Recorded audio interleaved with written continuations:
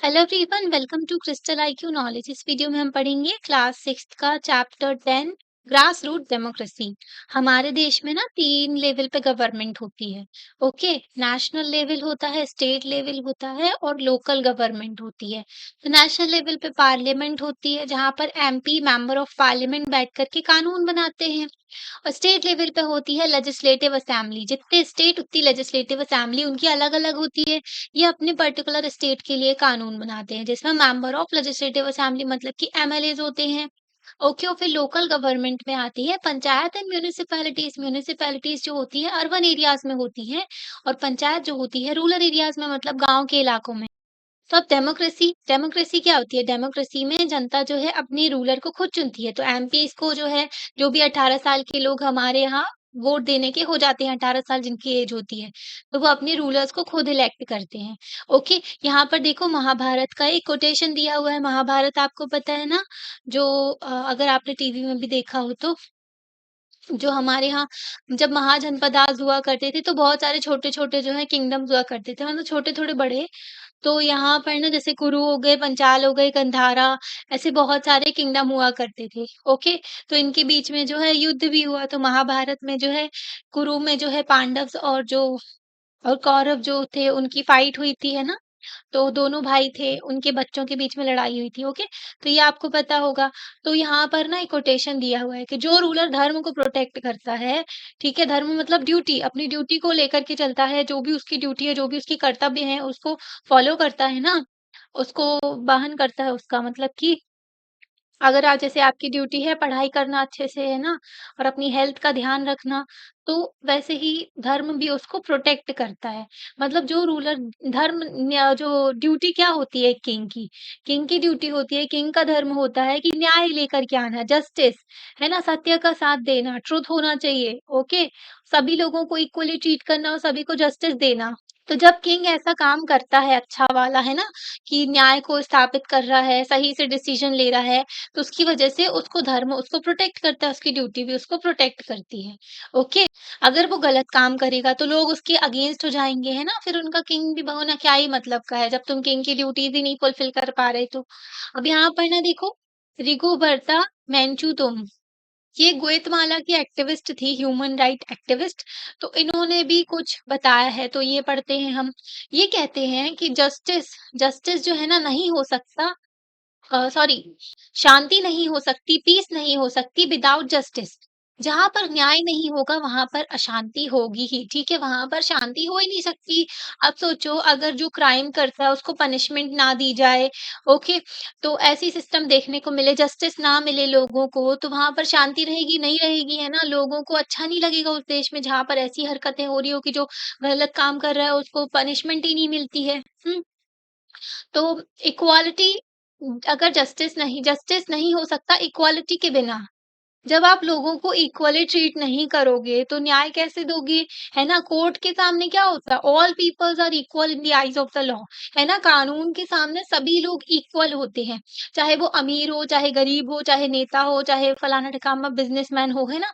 तो सभी लोग इक्वल होंगे तभी तो वो न्याय प्रोवाइड कर पाएँगे, है ना? इक्वालिटी के साथ ही जस्टिस होता है, इक्वालिटी रहेगी तभी जस्टिस मिलेगा, ठीक है?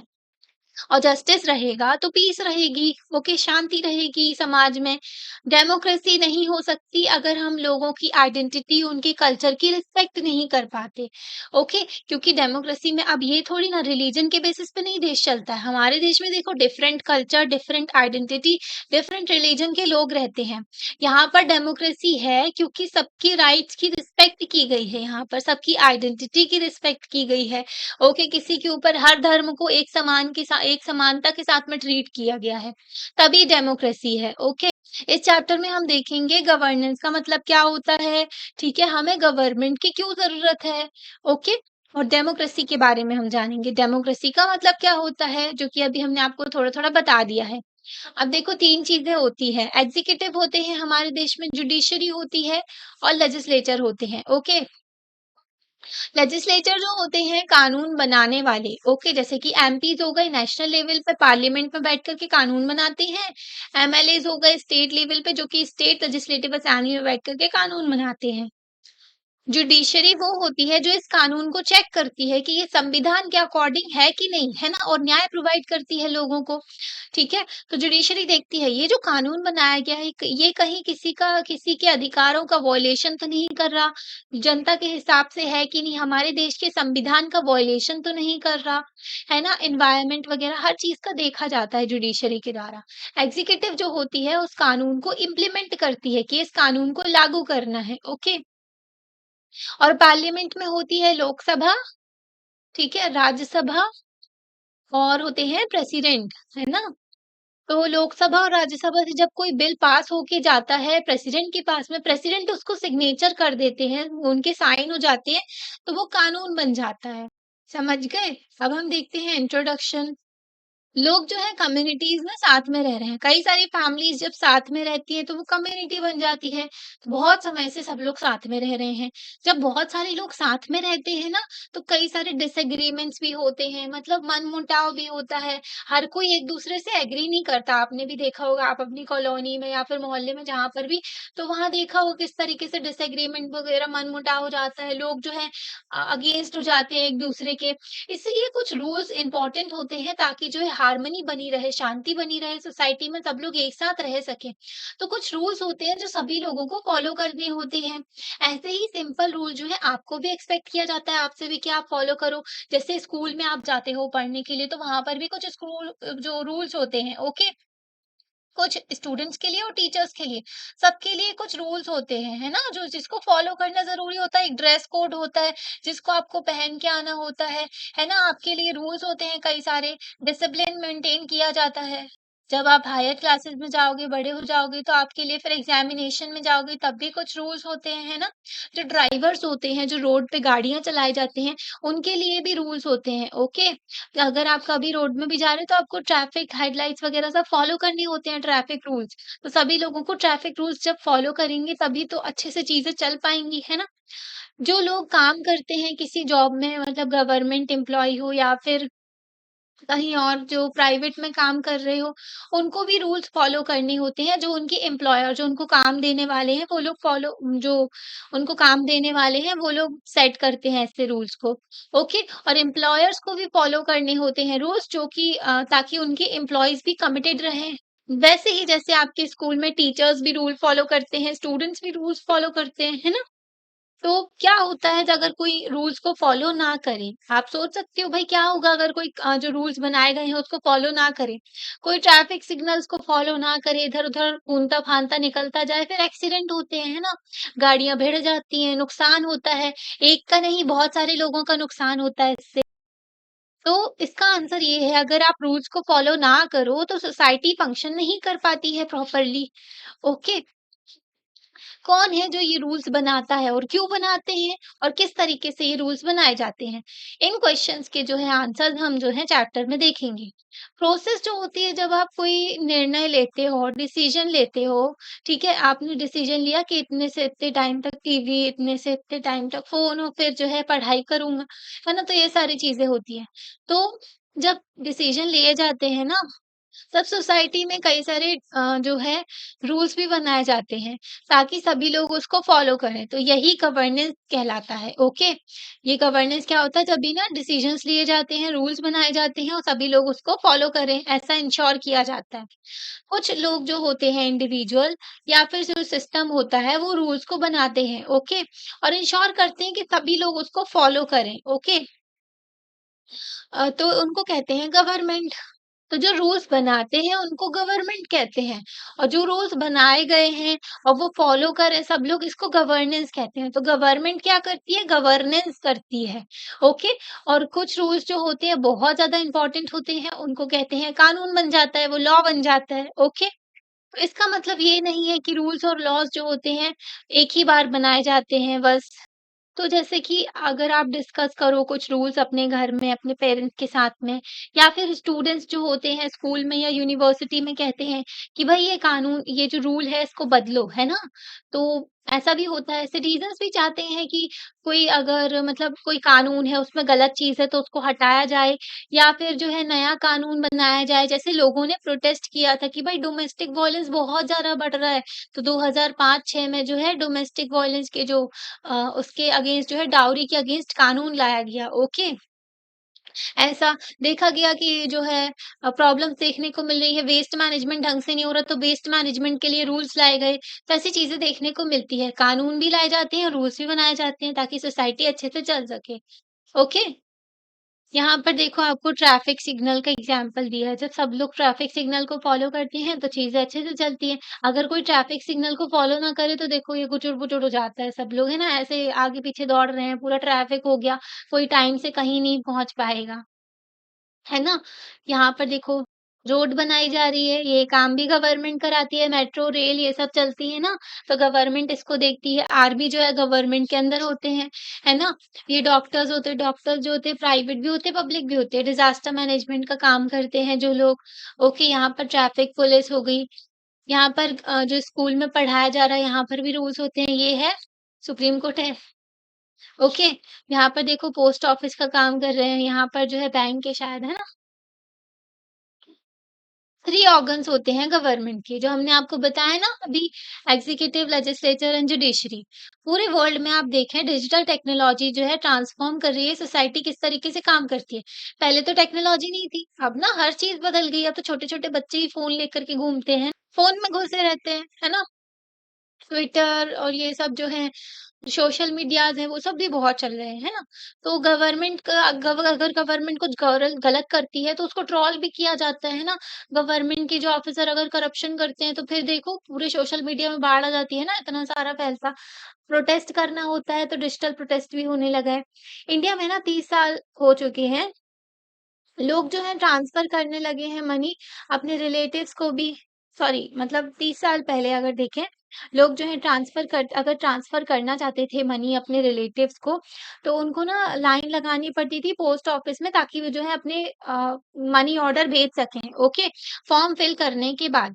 यहाँ पर देखो लाइन लगी है तो मनी ऑर्डर भेज पाते थे, वो लोग पैसे भेजते थे, ओके? पोस्ट ऑफ़िस के थ्रू। अगर उनको पेमेंट करना होता था किसी बिज़नेस को फिर से उनको लाइन में लगना होता था बैंक में ताकि जो है डिमांड ड्राफ्ट वग़ैरह लेकर के पेमेंट कर सकें और फिर जो है पोस्ट के थ्रू भेज सकें, है ना? तो ऐसे सिस्टम चला करता था जब टेक्नोलॉजी नहीं थी अपने देश में, है ना? आपने ये सब नहीं सुना होगा क्योंकि जो आज के टाइम पर मनी ऑर्डर, डिमांड ड्राफ्ट जैसी चीज़ें आपने नहीं सुनी होंगी क्योंकि जो है ना आज के टाइम पर डिजिटल मीन्स है। फटाफट 1 सेकंड लगता है पैसे ट्रांसफर करने में और उतनी जितनी टेक्नोलॉजी अच्छी है, उतनी ही टेक्नोलॉजी का अगर गलत तरीके से यूज़ किया जाए तो उतने ही ज़्यादा फ्रॉड बढ़ते जा रहे हैं, है ना? तो न्यू क्लास निकल के आई क्रिमिनल्स की।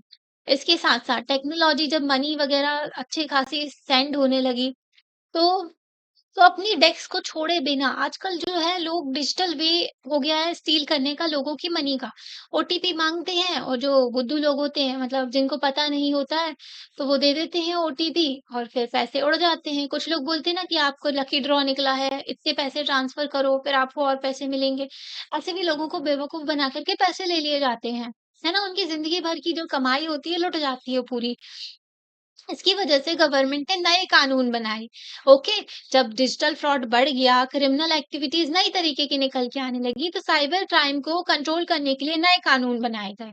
कुछ क्रिमिनल्स जो होते हैं, वो ऐसा मानते हैं कि जो इनोसेंट पीपल को जो नादान जो भोले लोग रहते हैं, उन लोगों की जो ज़िंदगी जो बहुत मेहनत की कमाई होती है, उसको वो लोग क्या करते हैं अपनी स्किल्स का यूज़ करके चुरा लेते हैं। अपनी स्किल को सोसाइटी में बेनिफिट के लिए कंट्रीब्यूट नहीं करते हैं। ठीक है? एथिकल हैकिंग भी होती है जिसमें गवर्नमेंट की हेल्प करते हैं हैकर्स ताकि जो है क्रिमिनल्स को पकड़ा जा सके। है ना? और एक तरफ हैकिंग होती है जिसके थ्रू लोगों के पैसे चुराए जाते हैं। है ना? ऐसे लोगों को अरेस्ट किया गया और कोर्ट में उनको फिर कन्विक्टेड पाया गया और फिर सज़ा मिली, है ना? तो उनको फाइन भी लगाया जाता है उनके ऊपर और उनको जेल भी होती है कुछ सालों के लिए, ओके? तो हमने इस एग्ज़ाम्पल के थ्रू देखा किस तरीके से जो 3 ब्रांचेज़ होती हैं गवर्न ऑर्गन्स जो 3 ब्रांचेस और ऑर्गन्स भी कह सकते हो आप गवर्नमेंट के काम करते हैं। फर्स्ट हो गए लेजिस्लेचर। लेजिस्लेचर ऐसा ऑर्गन होता है जो कि क्या करता है, न्यू लॉज बनाते हैं, ओके। और लेजिस्लेट करते हैं, लेजिस्लेट मतलब कानून बनाना। समटाइम्स अपडेट भी करते हैं और रिमूव भी करते हैं। जैसे अभी नहीं आईपीसी था, उसको इंडियन पीनल कोड जो है अंग्रेजों ने बनाया था 1860 का, और हम अभी तक इसको फॉलो करते आ रहे थे। फिर जो है 2023-24 में जो है बिल लाया गया, और फिर जो है भारतीय न्याय संहिता बनाया गया। ओके, इसमें चेंजेस किए गए। तो ऐसा है, इंडियन पुलिस एक्ट भी है ऐसे ही। तो बहुत पुराने-पुराने कानून हैं अंग्रेज़ों के द्वारा बनाए गए, जो फॉलो किए जा रहे हैं। तो उसको अपडेट किया जाता है या फिर रिमूव करा जाता है। ओके। तो ये ना असेंबली में किया जाता है, जिसमें रिप्रेजेंटेटिव बैठे होते हैं लोगों के। रिप्रेजेंटेटिव को चुनते हैं जनता, है ना? जैसे कि पार्लियामेंट में अगर कोई कानून बनाया जाता है, तो वो पूरे देश में इम्प्लीमेंट होता है। जो कि पार्लियामेंट में कौन बैठते हैं? एमपी बैठते हैं, मेंबर ऑफ पार्लियामेंट, ओके। और स्टेट लेवल का कानून होता है, पर्टिकुलर स्टेट के लिए होता है ना? 28 स्टेट्स हैं, तो इनकी लेजिस्लेटिव असेंबली है अलग-अलग। लेजिस्लेटिव असेंबलीज में बैठते हैं member of legislative assemblies, okay, ML. Second organ की बात करें हम, एग्जीक्यूटिव। एग्जीक्यूटिव जो होते हैं, ये इम्प्लीमेंट करते हैं, एग्जीक्यूट करते हैं लॉज को, ठीक है? लागू करते हैं ये इसमें आते हैं हेड ऑफ द स्टेट, जैसे कि प्रेसिडेंट हो गए या फिर प्राइम मिनिस्टर, चीफ मिनिस्टर, तो ये होते हैं, है ना? मिनिस्टर्स जो होते हैं, ये रिस्पॉन्सिबल होते हैं लॉ एंड ऑर्डर को एनफोर्स करने के लिए। एग्जाम्पल देखा हमने साइबर पुलिस वगैरह की चीजें, है ना? तो एग्जीक्यूटिव मेनली जो गवर्नमेंट कह लो, ये जो एमपीज में है, इन्हीं एमपीज में जिस पॉलिटिकल पार्टी की मेजोरिटी होती है, जिस पॉलिटिकल पार्टी के सबसे ज्यादा एमपीज होते हैं ना, वही जो है गवर्नमेंट फॉर्म करती है और वही बन जाते हैं एग्जीक्यूटिव, ओके। जो कानून को लागू करते हैं। जुडिशरी, जुडिशरी जो होती है सिस्टम ऑफ कोर्ट है, हमारे यहाँ independent and integrated judicial system है। सबसे ऊपर आते हैं सुप्रीम कोर्ट, उसके नीचे आते हैं हाई कोर्ट, और उसके नीचे आते हैं सबऑर्डिनेट कोर्ट्स, है ना? तो जुडिशरी जो होती है, इसमें ना डिसाइड करते हैं ये लोग, जो भी कानून बनाया गया है कि कोई उसको कानून को तोड़े ना, है ना? कि अगर कोई कानून को तोड़ता है तो फिर उसको पनिशमेंट मिलती है, ओके? अगर नेसेसरी होती है तो, ओके? तो समटाइम्स देखा जाता है कि डिसीजन जो एग्जीक्यूटिव के द्वारा लिया गया है, तो एक चीज़ तो जुडिशरी देखती है कि उस लॉ को कोई वायलेट ना करे, है ना? एक चीज़ देखी जाती है कि जो एग्जीक्यूटिव ने जो कानून मतलब जो डिसीजन लिया है, और लेजिस्लेटिव जो कानून बना रही है, या फिर एग्जीक्यूटिव ने कोई लेजिस्लेट सॉरी एग्जीक्यूटिव अगर कोई डिसीजन लेती है, जो गवर्नमेंट कोई डिसीजन लेती है, वो कानून जो जो डिसीजन है वो किसी के अधिकारों का वॉयलेशन ना करे, है ना? जनता के अगेंस्ट ना हो वो डिसीजन, ओके। और लेजिस्लेचर का देखते हैं कि भई ये कानून बना रहे हैं, ये सबके लिए फेयर है कि नहीं, ये संविधान के हिसाब से है कि नहीं। गुड सिस्टम ऑफ गवर्नमेंट, जो अच्छा गवर्नेंस का सिस्टम होता है, उसमें तीनों ऑर्गन्स जो होते हैं सेपरेट होते हैं और अच्छे से काम करते हैं, इंटरेक्ट भी करते हैं साथ में, ओके। इसी को सेपरेशन ऑफ पावर कहा जाता है। सेपरेशन ऑफ पावर आर्टिकल 50 जो है directive principles of state policy हमारे संविधान में दिया हुआ है, ओके। तो इसमें ना प्रोवाइड करते हैं कि system of check and balance भी होता है, ओके। इसमें ना ईच ऑर्गन एक दूसरे के ऊपर चेक भी लगा सकता है, और जो है रिस्टोर करते हैं बैलेंस। अगर जैसे कि गवर्नमेंट देखो देखो अगर गवर्नमेंट लेजिस्लेचर है कोई गलत कानून बनाते हैं, तो जुडिशरी उसको नल एंड वॉइड कर देती है, सारी मेहनत इनकी धरी रह जाती है, खत्म कर देती है जुडिशरी उस कानून को। अगर जुडिशरी करप्ट होती है, लेजिस्लेचर जो होते हैं नेशनल पार्लियामेंट में, है ना? पार्लियामेंट में फिर जजेस के खिलाफ मोशन लाया जाता है और उनको रिमूव किया जाता है। ओके, जुडिशरी देखती है कि एग्जीक्यूटिव कोई गलत काम ना करे, है ना? कोई गलत डिसीजन ना ले जिसकी वजह से जनता को आहत हो रहा है ना? ऐसे ही जो है लेजिस्लेचर भी देखते हैं एग्जीक्यूटिव को, कि एग्जीक्यूटिव भी मतलब कि उनके ऊपर भी क्वेश्चन मार्क लगाते हैं कि भाई एग्जीक्यूटिव क्या है? गवर्नमेंट, गवर्नमेंट के हाथों में सब कुछ है, तो गवर्नमेंट है ना अलग-अलग बजट एलोकेशन किया कि ये वाली स्कीम पे इतना बजट। तो ये ना लेजिस्लेचर जो है पार्लियामेंट में फिर पूछताछ होती है, जो है क्वेश्चन आवर होता है जिसमें क्वेश्चन पूछे जाते हैं मिनिस्टर्स से कि भई कहाँ तुमने पैसे वगैरह खर्च किए, कैसा किया, क्या काम कर रहे हो? ओके। 3 लेवल्स ऑफ गवर्नमेंट होती है। एनी गवर्नमेंट ऑपरेट करती है 2 लेवल एटलीस्ट 2 लेवल तो होते ही हैं, लोकल और national level. In many countries कई सारी कंट्रीज़ में जैसे कि इंडिया की बात करें, हमारे देश में 3 लेवल देखने को मिलते हैं टायर्स, लोकल, स्टेट, रीजनल हमने आपको शुरू में बताया था। ओके, नेशनल लेवल पे, फिर स्टेट लेवल पे और लोकल लेवल पे, है ना? तो हर लेवल पे डील करते हैं डिफरेंट मैटर्स के साथ में। ओके, इनकी जो है लिस्ट भी दी गई है। कि किस-किस काम कि कौन-सा काम किसको करना है। अगर आपके घर का बल्ब जो है वो नहीं जल रहा है, तो आप चेक करोगे बल्ब को, फिर स्विच को, फिर फ्यूज़ को, है ना?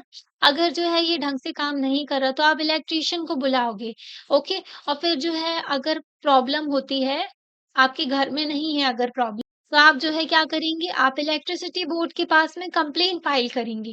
तो इस तरीके से लेवल होता है डील करने का प्रॉब्लम का। पहले आप खुद चेक करोगे, फिर इलेक्ट्रीशियन को बुलाओगे, फिर उसके बाद में इलेक्ट्रिसिटी बोर्ड के बाद वहाँ पर कंप्लेन करोगे। ऐसे ही देखो नेशनल लेवल पे होती है सेंट्रल गवर्नमेंट जिसको यूनियन गवर्नमेंट या फिर नेशनल गवर्नमेंट भी बोल सकते हैं। स्टेट लेवल पे होती है स्टेट गवर्नमेंट, लोकल लेवल पे होती है विलेज और टाउन, टाउन में होती है म्युनिसिपैलिटीज़ और विलेज में होते हैं क्या? पंचायत, ओके। तो ये 3 लेवल होता है हमारे देश में गवर्नमेंट का। इंडिया में देखें तो लोकल गवर्नमेंट है हमारे देश में, स्टेट गवर्नमेंट भी है, सेंट्रल और यूनियन गवर्नमेंट भी होती है। इमेजिन करिए बहुत ज़्यादा बारिश हो गई है ना? और उसकी वजह से क्या हो गई बाढ़ आ गई, फ्लड आ गई है डिस्ट्रिक्ट में। अगर ज़्यादा सीवियर नहीं है, छोटा-मोटा है, तो लोकल अथॉरिटीज़ जो है देख लेंगी इसको वो मैनेज कर लेंगे। अगर इसमें बहुत सारे टाउन्स और बहुत सारे गाँव इसमें इन्वॉल्व हो गए हैं, तो फिर स्टेट लेवल की बात आ जाती है, ठीक है? और रेस्क्यू टीम भेजनी पड़ती है और लोगों को जो है फिर रेस्क्यू करके और फिर उनको जो रिहैबिलिटेट करना, उनका ध्यान रखना है ना, तो ये सारी चीज़ें भी होती हैं। जैसे पंजाब में नहीं बहुत ज़्यादा बाढ़ आ गई थी, फिर नेशनल लेवल से भी हेल्प गई उनके पास में, स्टेट लेवल से भी, है ना? तो बहुत चीज़ों को मैनेज करना होता है। अगर मैसिव फ्लड आ जाती है बहुत सारे एरिया में तो गवर्नमेंट का आता है सेंट्रल गवर्नमेंट का काम आता है, वो रिलीफ सप्लाई भेजती है, आर्मी को भेजती है, आर्मी की विंग होती है, जो कि चीज़ों को मैनेज करते हैं और वो लोग जो है लोगों को रेस्क्यू करते हैं, कोई डूब रहा है तो उसको बचाते हैं। इस तरीके से 3 लेवल में काम किया जाता है। ओके, कई सारे जो हमारे इंस्टीट्यूशन हैं, उनके मोटो इंस्पायर करते हैं, उनका जो एंशिएंट टेक्स्ट है ना, उससे लिए गए हैं, जिस बहुत ही मतलब यानी ऐसे अच्छे मोटो होते हैं। जैसे कि ना गवर्नमेंट ऑफ इंडिया का मोटो है, सत्यमेव जयते। इसका मतलब है कि सत्य की हमेशा जय होती है ना? विजय होती है। सुप्रीम कोर्ट का मोटो है यतो धर्मस्थ जयो, ठीक है? तो जहाँ पर धर्म होता है, वहाँ पर जो विजय होती है, ओके? जब अपनी ड्यूटी को फॉलो करते हैं अच्छे से, तो वहाँ पर जो है क्या होता है विजय होती है, जीतते हैं। ऐसे ही ना बॉर्डर रोड ऑर्गनाइज़ेशन है, जो कि ना बॉर्डर एरियाज़ में रोड वगैरह डेवलप करते हैं, बहुत अच्छे से काम करते हैं लोग, डिफेंस मिनिस्ट्री के अंदर आती है ये। तो इनका मोटो है कि everything achievable through everything is achievable sorry through hard work, okay. तो इनका भी संस्कृत में ही है मोटो, तो इस तरीके से जो है कई सारे हमारे देश में हर ऑर्गनाइज़ेशन का मोटो होता है। National highway authority of India का भी मोटो है, ओके। ऐसे ही ना हमारी जो एयर फोर्स है, नेवी है, ओके, आर्मी है, सबका मोटो होता है एक अच्छा-सा मतलब लाइन होती है जिससे मोटिवेशन मिलता है बहुत अच्छा, है ना? तो तो यहाँ पे ना एक टेबल दी गई जिसमें आपको समरी मिल जाएगी कि मेन फंक्शंस गवर्नमेंट के 3 ऑर्गन्स के नेशनल, स्टेट लेवल पे क्या होते हैं, ओके? तो उनका डिटेल्स भी है, प्रिसाइज़ रोल दिया हुआ है असेंबलीज़ का। इसके बारे में और ज़्यादा आप जो है 7th क्लास में पढ़ोगे। लोकल गवर्नमेंट जो है मेंशन है यहाँ यहाँ पर मेंशन नहीं है, आप जो है इसको नेक्स्ट 2 चैप्टर्स में लोकल गवर्नमेंट के बारे में देखोगे, है ना? तो यहाँ पर देखो, यहाँ पर जुडिशरी बताया है ऑल इंडिया पूरे देश में सुप्रीम कोर्ट है ना, स्टेट लेवल में हाई कोर्ट और डिस्ट्रिक्ट में हो जाते हैं सबऑर्डिनेट कोर्ट्स। ऐसे ही लेजिस्लेचर्स की बात करें जो कानून बनाते हैं, नेशनल लेवल पे 2 हाउसेस होते हैं, ओके, राज्यसभा और लोकसभा ये जो होती है इनको पार्लियामेंट आप कह सकते हो। स्टेट लेवल पे होते हैं स्टेट लेजिस्लेटिव असेंबली जिनको विधानसभा भी कहा जाता है। कई स्टेट में जो होती है सिंगल असेंबली होती है और कई में 2 होते हैं। 6 स्टेट्स हैं हमारे यहाँ जहाँ पर लेजिस्लेटिव काउंसिल भी है, ओके, और बाकी सब में सिर्फ लेजिस्लेटिव असेंबली है ना? तो असेंबली वो होती है जहाँ पर लोग आते हैं, बैठते हैं, डिस्कस करते हैं और कानून बनाते हैं। ओके, एग्ज़ीक्यूटिव में अगर हम बात करें सेंट्रल गवर्नमेंट और स्टेट गवर्नमेंट की बात करते हैं हम। सबसे पहले सेंट्रल गवर्नमेंट की देखते हैं हम एग्ज़ीक्यूटिव और उनके फंक्शंस। एग्ज़ीक्यूटिव में गवर्नमेंट आ सकती है जैसे कि सबसे पहले एग्ज़ीक्यूटिव को लीड करते हैं कौन? प्रेसिडेंट। प्रेसिडेंट नॉमिनल हेड होते हैं, नाम मात्र के होते हैं, सारी पावर जो होती है प्राइम मिनिस्टर के पास में होती है हमारे देश में। ओके, ऐसे ही जो है स्टेट लेवल में गवर्नर होते हैं। तो गवर्नर भी नाम मात्र के होते हैं, सारी पावर जो होती है चीफ मिनिस्टर के पास में होती है, एग्ज़ीक्यूटिव हेड। नॉमिनल की यहाँ पर मीनिंग भी दी हुई है। नॉमिनल नेम ओनली के लिए, ठीक है? नाम मात्र के लिए। इसका मतलब होता है कि president of India and governor जो होते हैं, हर एक स्टेट में गवर्नर्स होते हैं। तो गवर्नर जो होते हैं ना, ये एक्चुअल हेड नहीं है, इनके पास में ज़्यादा पावर्स नहीं होती, बट इनके पास में कुछ पावर्स होती हैं अंडर स्पेशल सर्कमस्टेंसेस। ओके, जैसे अगर कोई भी पावर में नहीं है, कोई पॉलिटिकल पार्टी जब है, प्रेसिडेंट और गवर्नर का रोल आता है ना? इंटरफेयर कर सकते हैं, ये लोग जो है इंटरफेयर नहीं कर सकते हैं अफेयर्स जो होता है सेंट्रल एंड स्टेट गवर्नमेंट का, है ना? काम-काज में ज़्यादा इंटरफेयर नहीं करते। तो सेंट्रल लेवल पे जो गवर्नमेंट होती है ना, उसके एग्ज़ीक्यूटिव हेड होते हैं प्रेसिडेंट, ओके? प्रेसिडेंट नाम मात्र के हेड होते हैं, मेन हेड जो होते हैं प्राइम मिनिस्टर होते हैं। ऐसे ही स्टेट लेवल में हम बात करते हैं, तो स्टेट लेवल में गवर्नर होते हैं, जो नाम मात्र के हेड होते हैं, बाकी चीफ मिनिस्टर रियल हेड होता है ना? यहाँ पर इनके फंक्शंस क्या होते हैं? Defence, foreign affairs, atomic energy, ये सब जो है पार्लियामेंट के फंक्शंस है, ओके? इनके अंदर आते हैं एग्ज़ीक्यूटिव के अंदर। बेसिकली एग्ज़ीक्यूटिव ये काम करती है, गवर्नमेंट ये काम करती है ना? तो गवर्नमेंट डिफेंस हो गया, फॉरेन अफेयर्स दूसरे देशों के साथ में कैसे रिलेशन है, एटॉमिक एनर्जी जो नहीं न्यूक्लियर वगैरह से रिलेटेड, कम्युनिकेशन, करेंसी हो गई, इंटर स्टेट कॉमर्स जो व्यापार हो रहा है एक स्टेट से दूसरे स्टेट के बीच में, एजुकेशन, फॉर्मुलेशन ऑफ जो नेशनल पॉलिसीज़ जो होती हैं उसके लिए, है ना? तो स्टेट लेवल पे अगर बात करें, स्टेट के जो सब्जेक्ट्स होते हैं, जिसमें वो लोग कानून बना सकते हैं, एग्ज़ीक्यूटिव जो होते हैं, वो काम कर सकते हैं इसके ऊपर। तो पुलिस हो गया, लॉ एंड ऑर्डर हो गया, प्रिज़न भी इनके अंदर ही आता है, ठीक है? Implementation, adaptation and implementation of central जो भी सेंट्रल गवर्नमेंट कानून बनाती है, तो वो स्टेट गवर्नमेंट भी इम्प्लीमेंट करती है। पब्लिक हेल्थ हो गया, education, agriculture, irrigation, local government, है ना? तो इन सब चीज़ों पे ये लोग काम करते हैं। डॉक्टर अब्दुल कलाम के बारे में आप सभी जानते होंगे, है ना? तो ये बॉर्न हुए थे एक हम्बल फैमिली में, हमारे प्रेसिडेंट भी रह चुके हैं, तो हम पढ़ते हैं इनके बारे में।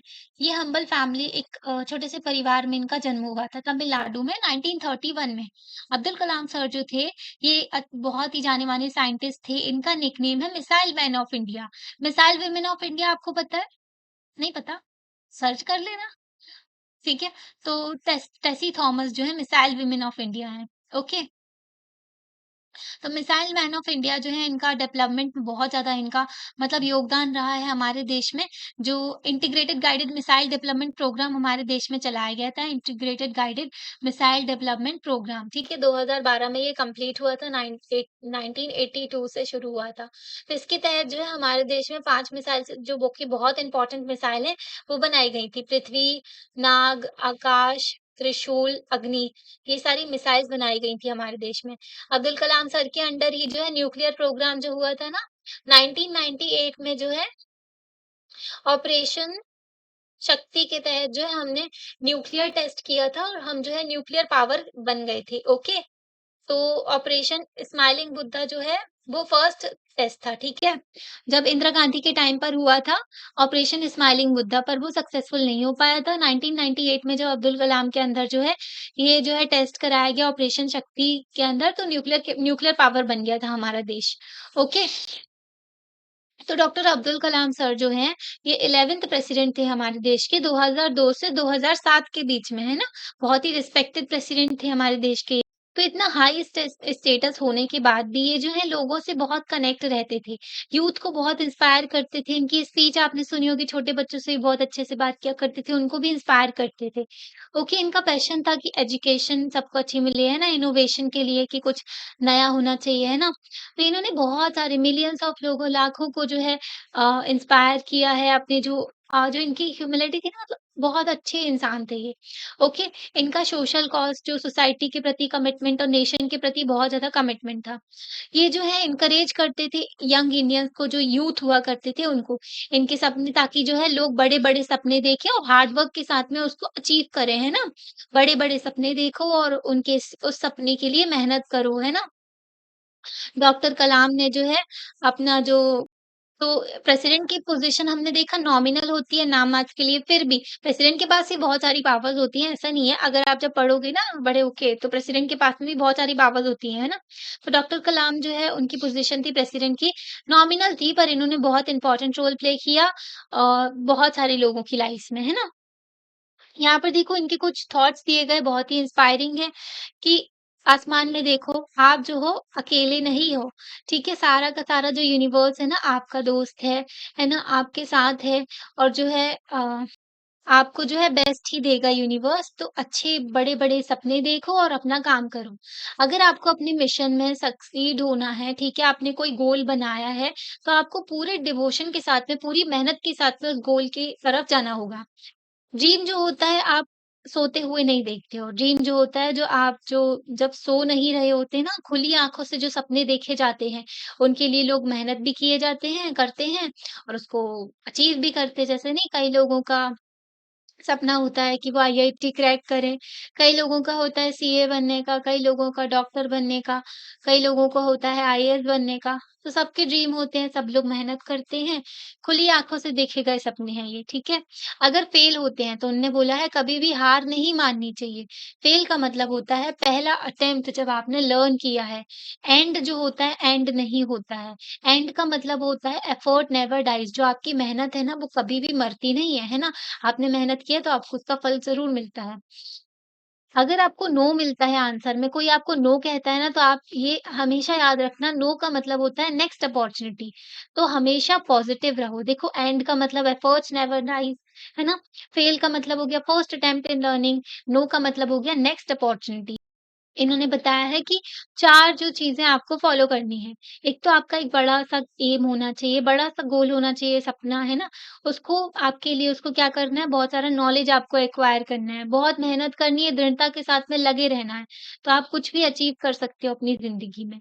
देखो डेमोक्रेसी आप देखते हैं, तो आपने अभी नोटिस किया हमने रिप्रेजेंटेटिव ऑफ पीपल्स को बोला था, है ना? रिप्रेजेंटेटिव हमने आपको शुरू में ही बताया था, रिप्रेजेंटेटिव्स को जनता के द्वारा चुना जाता है।